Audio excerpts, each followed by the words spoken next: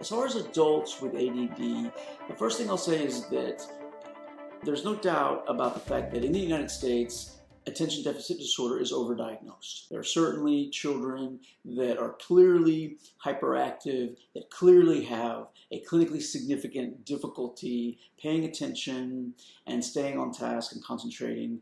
And I think it should always be a very careful diagnosis, very careful assessment. Medication should be used only after thorough consideration and verifying the diagnosis, because there are certainly potential long-term side effects that can be problematic.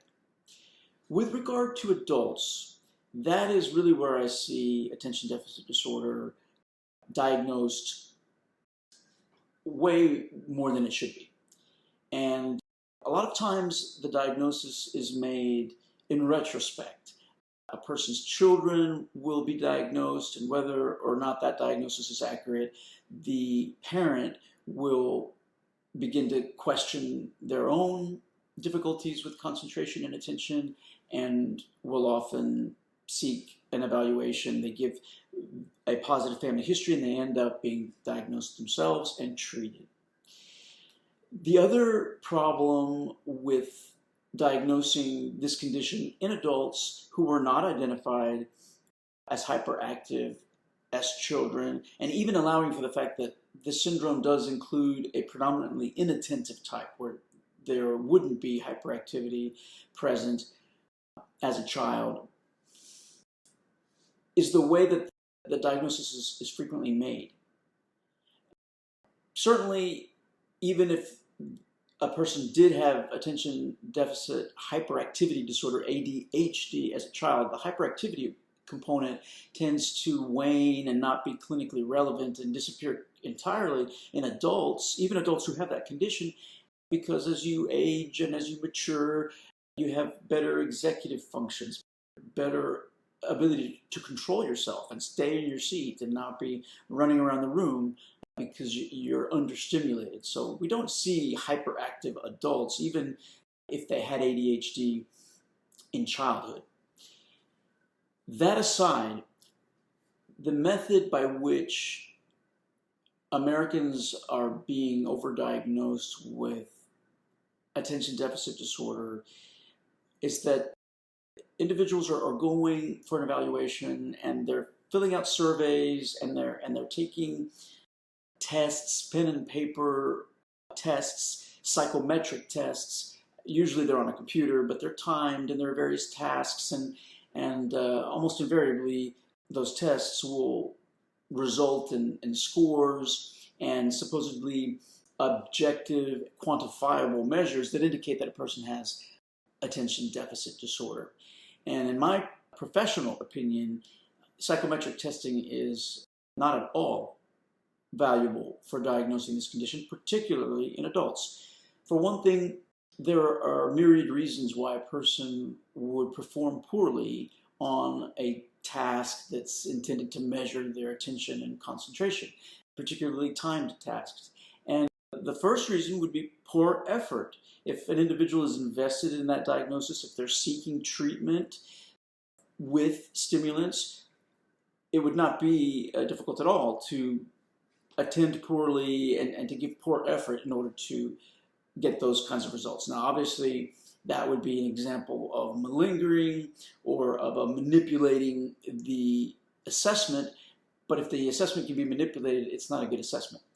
Other reasons why somebody might do poorly on psychometric testing aimed at measuring not just attention and concentration, but also intelligence, would be a comorbid mood disturbance. When I see individuals and I evaluate them for possible ADD, I perform a comprehensive psychiatric evaluation, and that includes ruling out clinically significant disturbances in their mood, either major mood episodes or adjustment disorders with problems in mood and various other classes of mood disorders. If a person is anxious or depressed to a clinically significant degree, they're going often to have cognitive symptoms that are associated with that syndrome. They're going to have difficulties attending and concentrating and remembering and multitasking. Adjustment disorders can cause the same problem. Hostile work environments or changes in work or new supervisors can also lead to problems with productivity and attention and concentration that have nothing to do with this syndrome of ADD, ADHD. And the list goes on and on. There's lots of reasons why those tests might show that the person is having symptoms consistent with this syndrome. The bottom line is I'm always willing to look at documentation that new patients provide, but I don't base my diagnosis on that documentation, and that documentation is not necessary.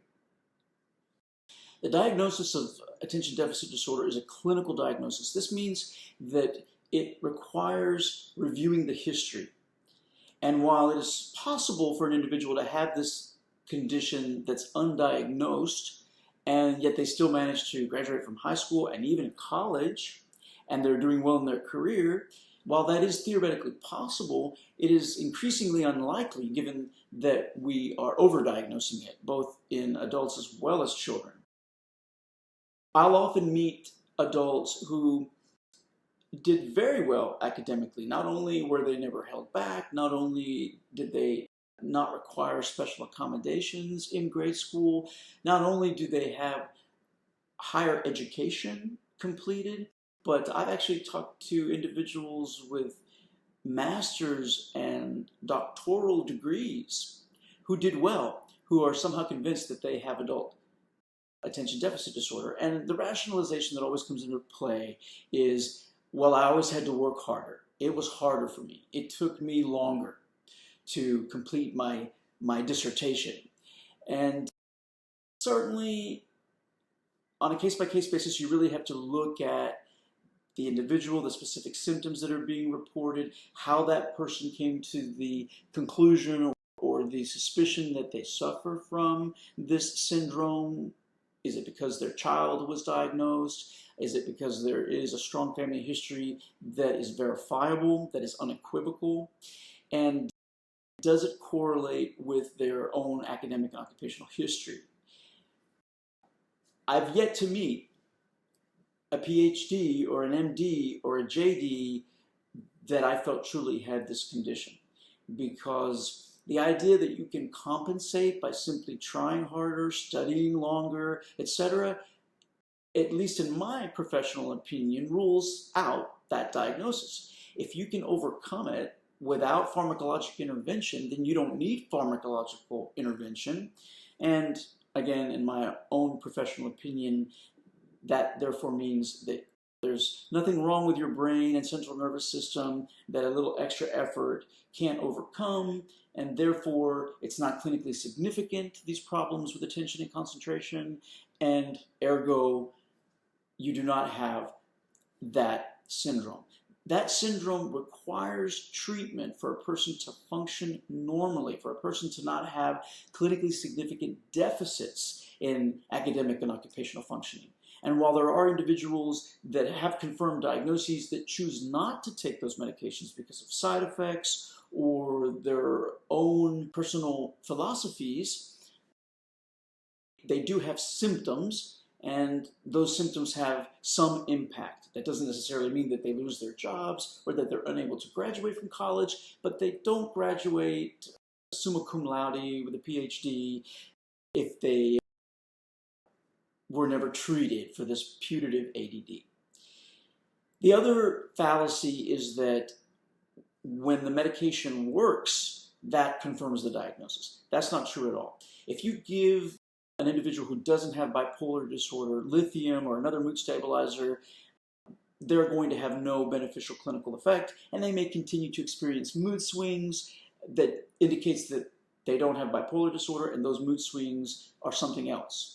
But if you give anyone Adderall or Ritalin, they're going to do better cognitively. They're going to be able to focus, concentrate, follow through, stop procrastinating.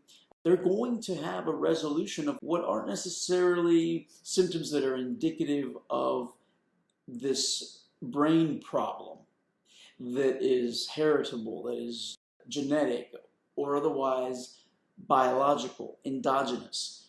We see a greater incidence of ADD, especially with hyperactivity, in children whose mothers abused drugs, including stimulants, while in utero. And so it's not always in the genes, it's not always in the chromosomes, but regardless, if a person is having difficulty paying attention and concentrating and multitasking and doing as well as they should do, given their intellect and the resources available to them, and we've ruled out that it's not because they're having clinically significant depression or anxiety or there are some other problems, then those symptoms can certainly be addressed pharmacologically because the medications are effective whether they have ADD or not. And so my philosophy is to perform a comprehensive evaluation in which we've ruled out other treatable causes, including mood, including problems with sleep, and also addressing situational factors and chemical dependency issues that may be there. And once we've got all of that in place, and sometimes we have to prioritize, sometimes we have to defer treating poor attention and concentration until we have fixed other problems if I identify those problems.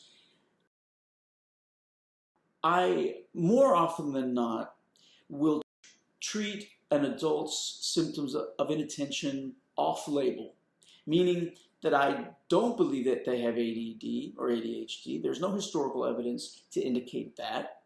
And their mental status examination is also not consistent with it. Patients forget that psychiatrists are examining them, that we're not just asking questions and taking the answers and basing our diagnoses on what we're told. An experienced psychiatrist, a competent psychiatrist, is also performing a mental status examination